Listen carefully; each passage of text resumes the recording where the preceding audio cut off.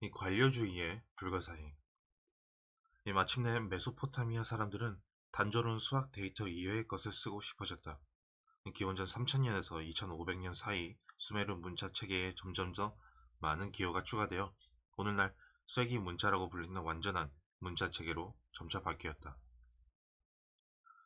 기원전 2500년이 되자 왕이 포고령을 내릴 때 사제들이 신탁을 기록할 때 이보다 신분이 낮은 시민들이 편지를 쓸 때도 이 문자가 사용되었다. 대략 이와 비슷한 시기에 이집트인들은 상형 문자라 불리는 별개의 완전한 문자 체계를 개발했다. 또 다른 완전한 문자 체계는 기원전 1200년경 중국에서, 기원전 1000에서 500년경 중미에서 발달했다. 이들 문자 체계는 발원지에서 널리 퍼져나가 다양하고 새로운 형태와 새로운 인물을 띠게 되었다. 사람들은 시와 역사책, 로맨스, 예언, 요리책을 썼다. 그래도 쓰기에 가장 중요한 임무는 여전히 대량의 수학적 데이터를 저장하는 데 있었고, 이 임무는 불완전한 문자 체계의 면면한 특권이었다.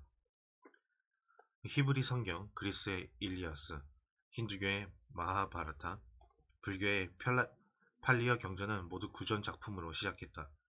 이들 작품은 입에서 입으로 수많은 세대를 거치며 전수되었으며 설사 문자가 발명되지 않았다 하더라도 살아남았을 것이다.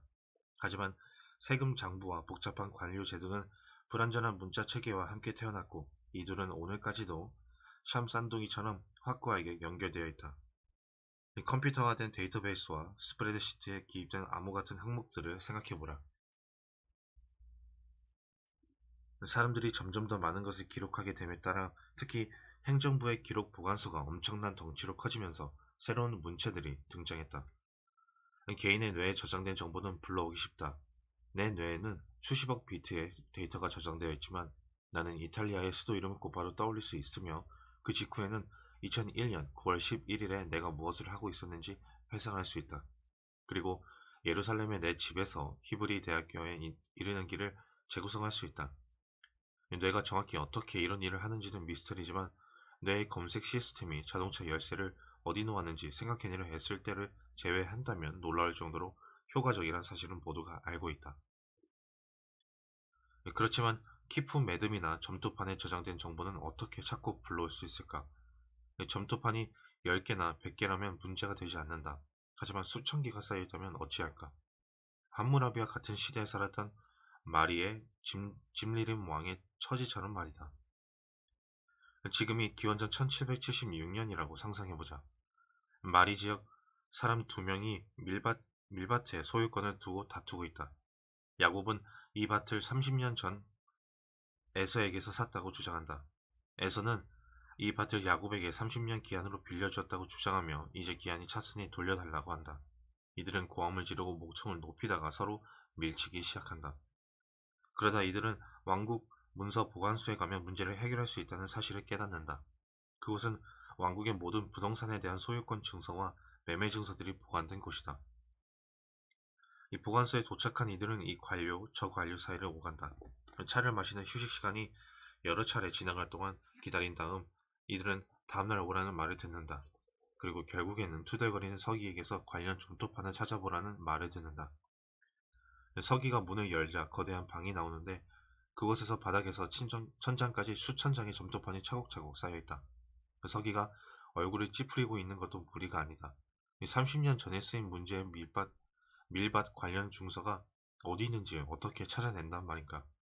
찾는다 해도 30년 전의 문서가 문제의 밭과 관련된 가장 최신 문제라는 사실을 어떻게 확인할 수 있단 말인가. 찾을 수 없다면 이것은 에서가 이 밭을 팔거나 빌려준 일이 없다는 것을 증명하는 것인가? 혹은 해당 문서가 분실되었거나 혹은 빗물이 흘러들어 점토판이 곤죽으로 변해버린 것일까? 분명한 사실은 문서를 점토에 새기는 것만으로는 효율적이고 정확하며 편리한 데이터 처리를 보장하기에 충분하지 않다는 점이다. 이를 위해서는 목록 같은 조직화 방법, 복사기 같은 복제수단, 컴퓨터 알고리즘 같은 빠르고 정확한 검색법, 그리고 이런 도구들의 사용법을 아는 박식한 제안은 사서가 필요하다. 이런 방법들을 발명하는 것은 문자를 발명하는 것보다 훨씬 더 힘든 일로 드러났다. 많은 쓰기 체계가 시간과 공간상으로 서로 멀리 떨어진 문화에서 독자적으로 발달했고 고고학자들은 잊혔던 문자 체계를 10년마다 몇 건씩 발견하고 있다. 그중 일부는 심지어 수메르 점토판보다 더 오래된 것으로 밝혀질지도 모른다. 하지만 이들 대부분은 호기심의 대상으로 남아있을 뿐인데, 왜냐하면 이런 문자를 발명한 사람들이 데이터를 효과적으로 목록화하고 인출하는 방법을 발명하는 데 실패했기 때문이다. 수메르와 파라오의 이집트, 고대 중국, 잉카 제국이 달랐던 점은 이런 문화들이 문자 기록을 보관하고 목록을 만들고 검색하는 뛰어난 기술을 개발했다는 점이다. 이들은 또한 필경서와 서기, 사서와 회계원을 양성하는 학교에도 투자했다. 현대 고고학자들이 발견한 고대 메소포타미아 학교에서의 글쓰기 연습 기록은 4천년 전 학생들의 생활을 엿보게 한다.